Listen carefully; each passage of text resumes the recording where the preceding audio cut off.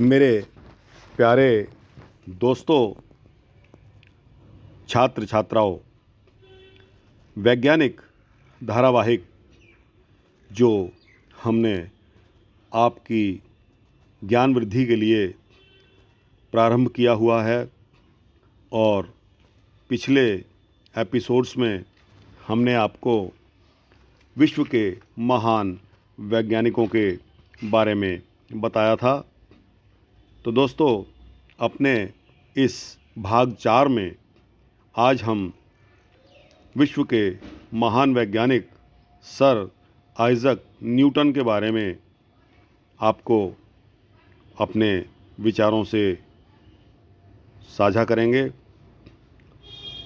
दोस्तों और प्यारे छात्र छात्राओं, सर आइजक न्यूटन, जिनको कि हम गुरुत्वाकर्षण के सिद्धांत के प्रतिपादक के रूप में जानते हैं, और मैं समझता हूँ कि विज्ञान पढ़ने वाले प्रत्येक छात्र छात्रा को सर आइजक न्यूटन के बारे में कुछ न कुछ अवश्य ही मालूम होगा।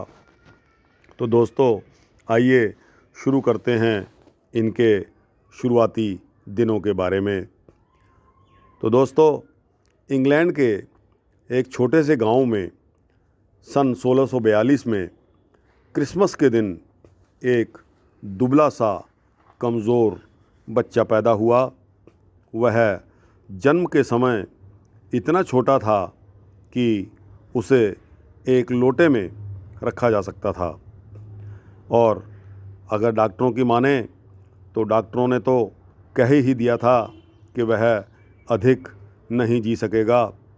परंतु किसे मालूम था कि यह एक नन्हा सा बच्चा विश्व को क्रिसमस का उपहार देकर जाएगा और आगे चलकर सारी दुनिया में अपना कीर्ति ध्वज फहराएगा।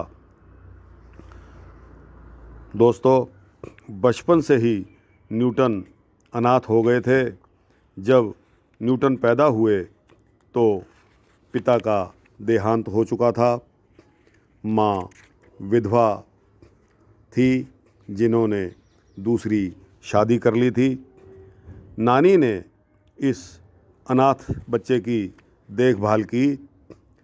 12 वर्ष की अवस्था में गांव से लगभग 4 मील दूर ग्रैंथम के स्कूल में इनको पढ़ने को भेज दिया गया था।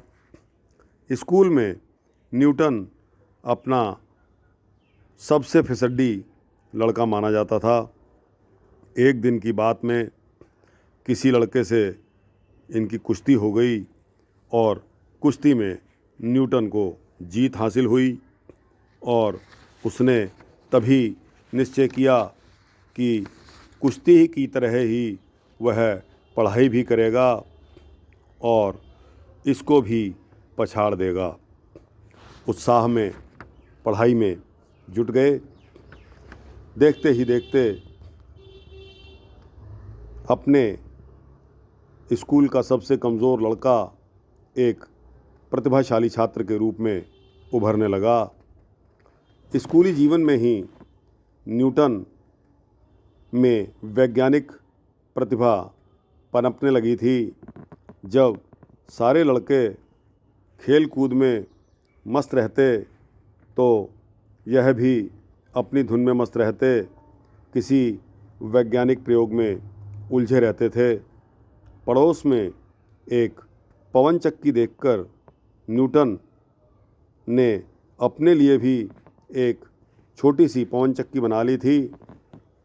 उसी समय न्यूटन ने जल घड़ी भी बना डाली।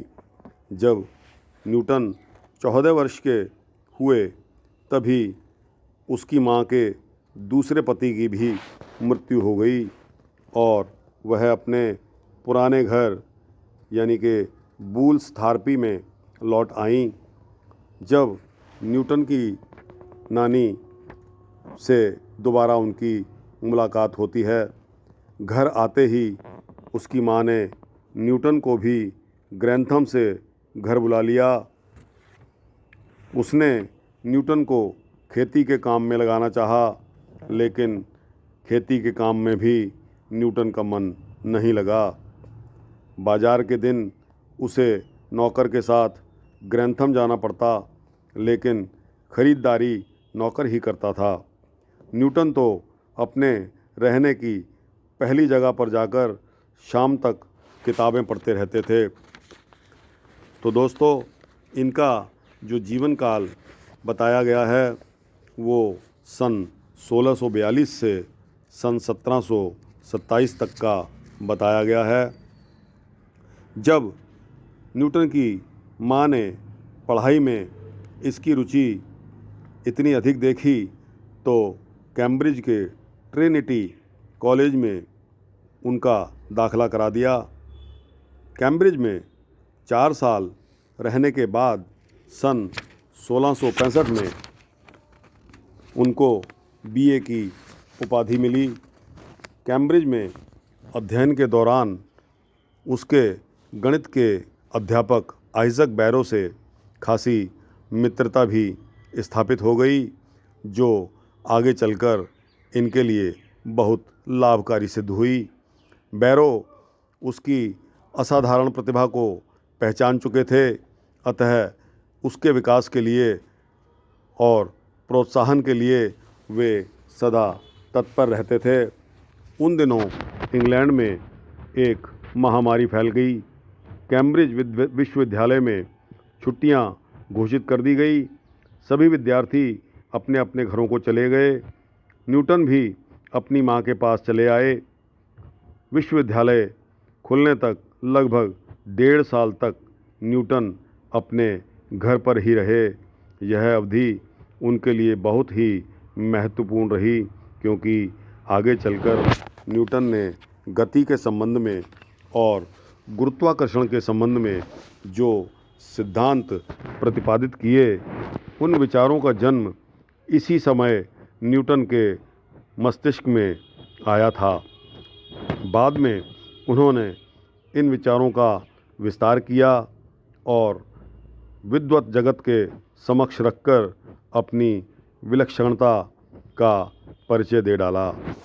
सन 1667 में जब कैम्ब्रिज विश्वविद्यालय पुनः खुला तो उनकी आयु 26 वर्ष की हो चुकी थी। न्यूटन अपने गुरु आइजक बैरो के उत्तराधिकारी एवं गणित के प्रोफेसर नियुक्त हो जाते हैं। प्रिंसिपिया न्यूटन द्वारा रचित महान ग्रंथ है,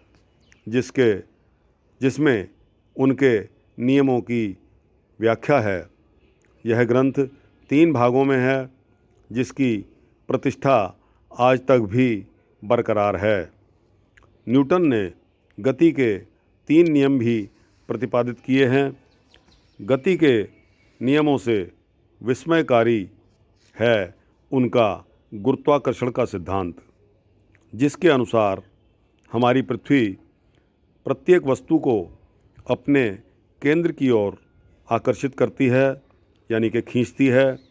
पृथ्वी ही क्यों, ब्रह्मांड का प्रत्येक कण दूसरे कण को अपनी ओर खींचता है।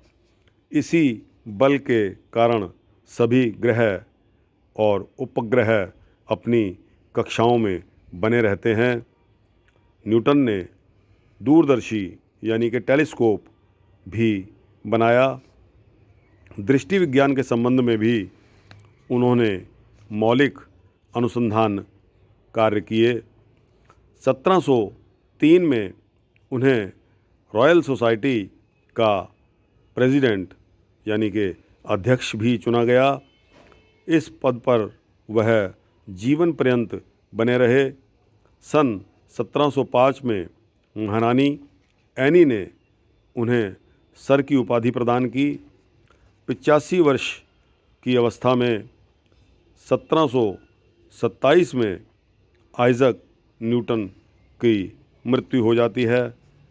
तत्कालीन समाज में न्यूटन की प्रतिष्ठा बहुत महान थी, मगर वे विनम्रता से अपने पूर्व के गुरुओं के प्रति सदा ही आभार व्यक्त किया करते थे।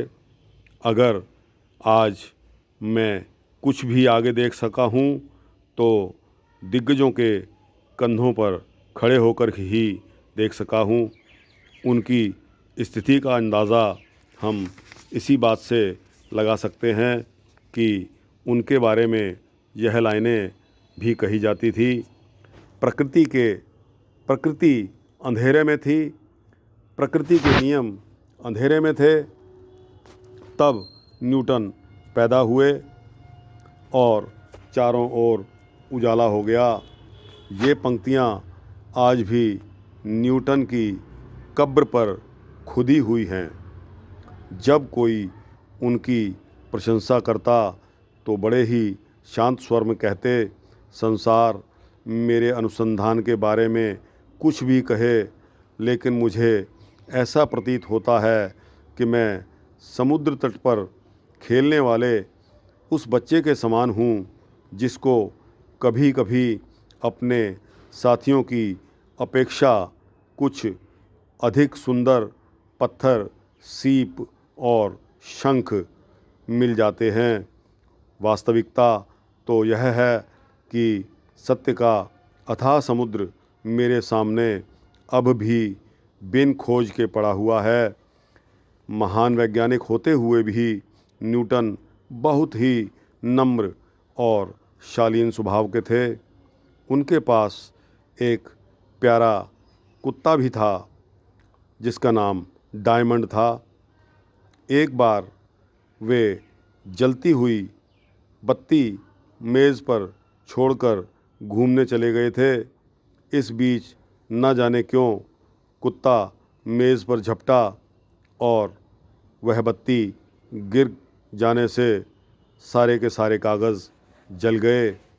तब न्यूटन घूमकर वापस आकर देखते हैं तो उनकी वर्षों पुरानी मेहनत उनके सामने जलकर राख के रूप में एकत्र हो चुकी थी।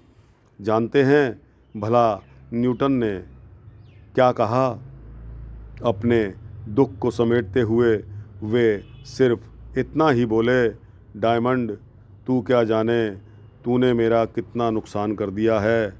दोस्तों, गुस्सा सारा पी गए और आज हम इस महान वैज्ञानिक जो कि विश्व में ख्याति प्राप्त कर चुका है, उस न्यूटन को आज भी हम याद करते हैं।